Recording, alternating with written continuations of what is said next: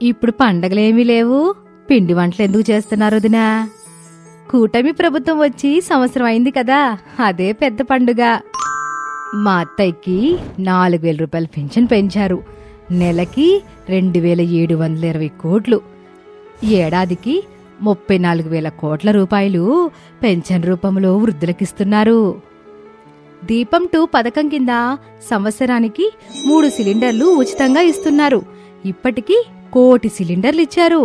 ఈ పథకం కోసం ఏడాదికి 2,684 కోట్ల రూపాయలు ఖర్చు పెడుతున్నారు.